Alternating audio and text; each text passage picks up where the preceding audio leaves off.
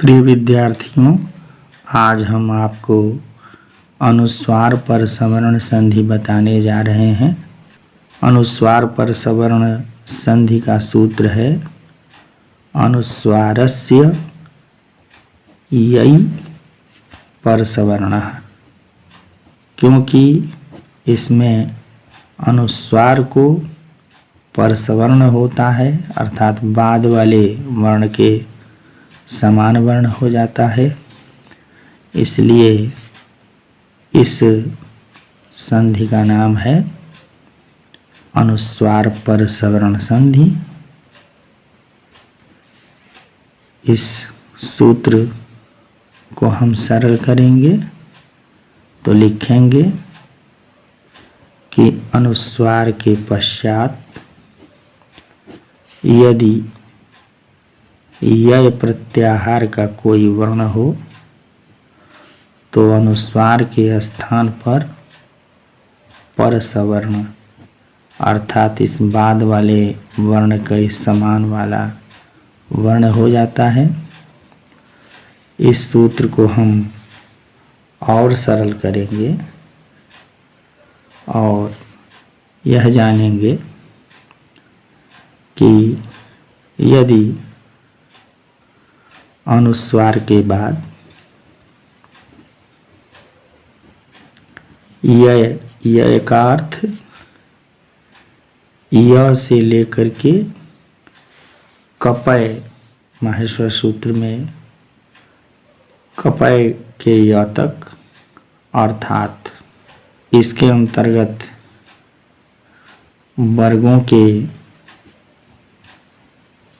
पहले, दूसरे, तीसरे, चौथे एवं पांचवें वर्ण आएंगे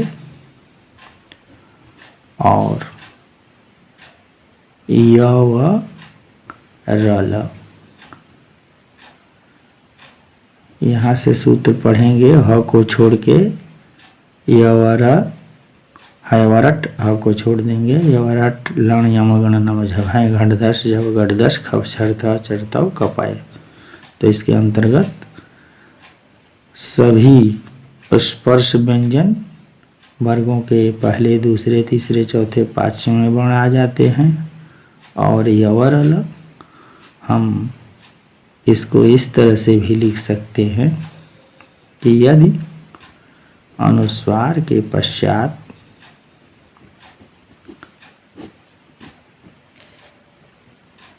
स्पर्श व्यंजन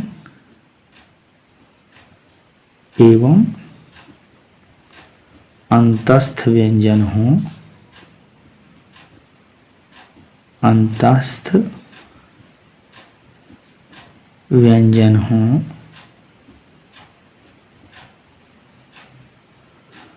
तो अनुस्वार के स्थान पर परसवर्ण अर्थात बाद वाले वर्ण का सवर्ण हो जाता है, बाद वाले वर्ण का सवर्ण हो जाता है। तो इसमें प्रायः यदि कोई वर्गों में से वर्ण है तो उस वर्ग का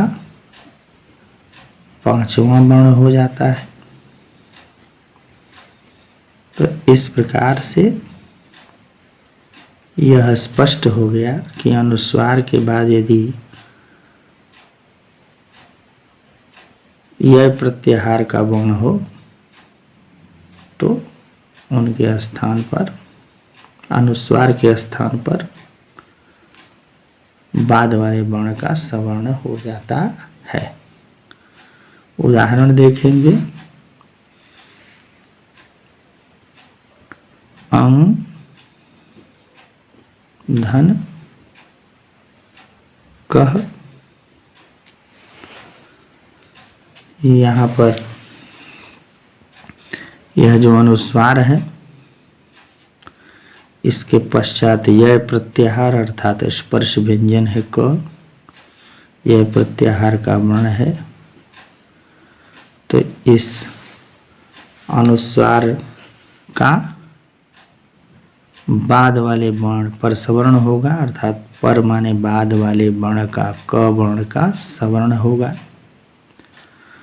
तो क वर्ण का सवर्ण अनुस्वार का उच्चारण स्थान नासिका है और क वर्ग में क ख ग घ अंग यह उच्चारण स्थान अंग का कंठ एवं नासिका है। तो अंग के स्थान पर क का 5वां वर्ण अंग हो जाएगा। तो हम लिखेंगे अंग और कह।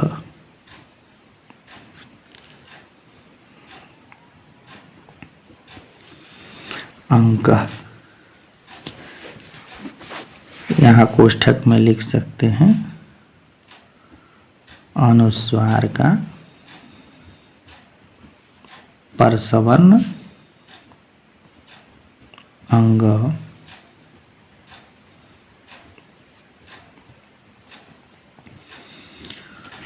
इसी प्रकार से अगला उदाहरण हम लेंगे कुन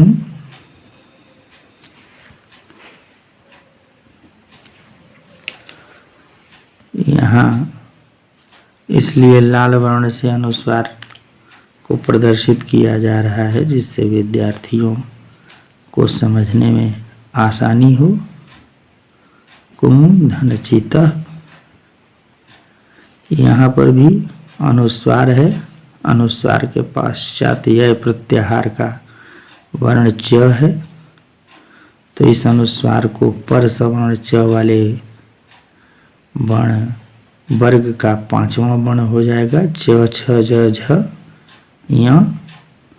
तो आगे कु लिखेंगे और अनुस्वार के स्थान पर य लिखेंगे और फिर चिता कुंचिता। यहाँ पर भी कोष्ठक में लिखेंगे अनुस्वार को उसका पर सवर्ण अर्थात 5वां वर्ण च वर्ग का य च छ ज झ य। यह हो गया है। इसी प्रकार से अगला उदाहरण देखेंगे कुम धन ठिता।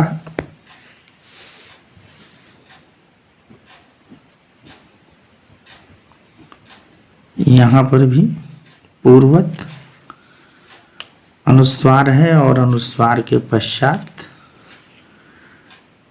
ये टवर का ठ है। यह प्रत्याहार के अंतर्गत ठ आता है। वर्ग का दूसरा वर्ण है टवर्ग का। तो इस अनुस्वार को टवर्ग का 5वां वर्ण हो जाएगा। ठ टवर्ग के अंतर्गत है तो 5वां वर्ण ट ठ ड ढ ड़। तो यहाँ अनुस्वार के स्थान पर ड़ हो जाएगा। फिर रूप बनेगा कुंठिता। कोष्ठक में लिखेंगे अनुस्वार का परसवर्ण ड़।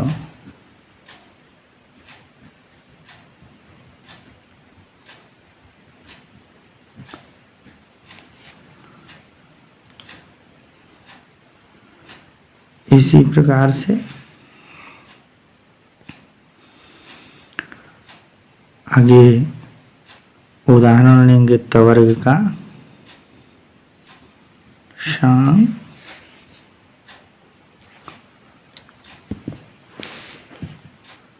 धनतः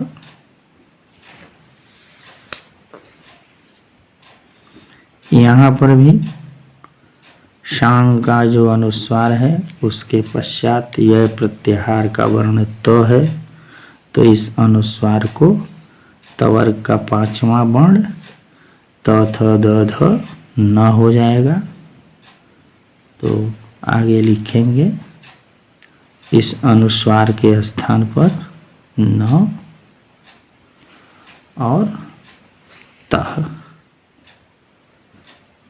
कोष्ठक में लिखेंगे अनुस्वार के स्थान पर परसवर्ण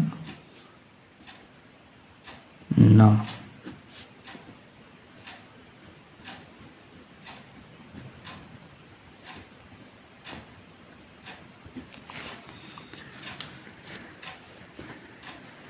इसी प्रकार से अगला उदाहरण है गुम धन फीता। यहाँ पर भी अनुस्वार है, अनुस्वार के पश्चात पवर्ग का फ है, तो फ यह प्रत्याहार का वर्ण है और अनुस्वार का यह प्रत्याहार वर्ण बाद में रहने पर इसका सवर्ण अर्थात पवर्ग का 5वां वर्ण प फ ब भ म हो जाएगा। तो गु और अंग के स्थान पर पवर्ग का 5वां वर्ण म और फिर आगे लिखेंगे फीता, गुम फीता। इस प्रकार से रूप बनेगा गुम फीता। कोष्ठक में लिखेंगे आगे अनुस्वार के स्थान पर परसवर्ण म।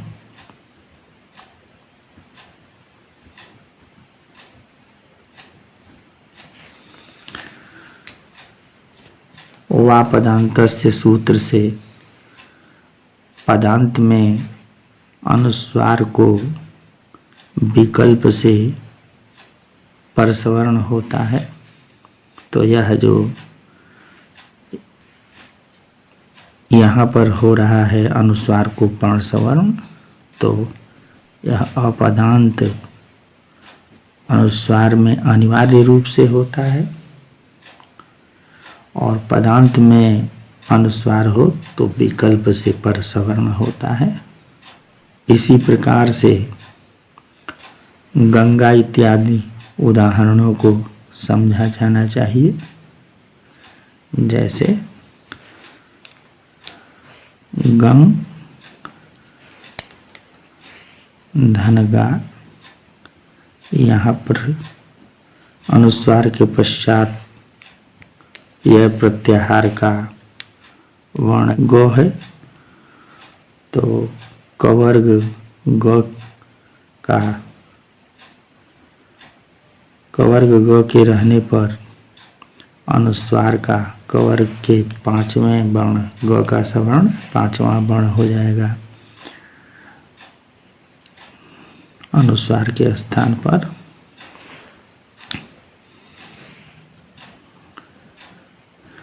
अंग क ख ग घ अंग लिखेंगे गंग गा, गंगा। यहाँ पर भी कोष्ठक में लिख देंगे अनुस्वार के स्थान पर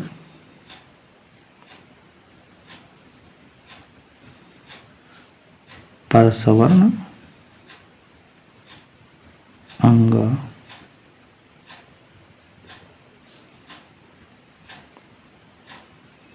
इसी प्रकार से विद्यार्थी अन्य उदाहरणों को जानेंगे।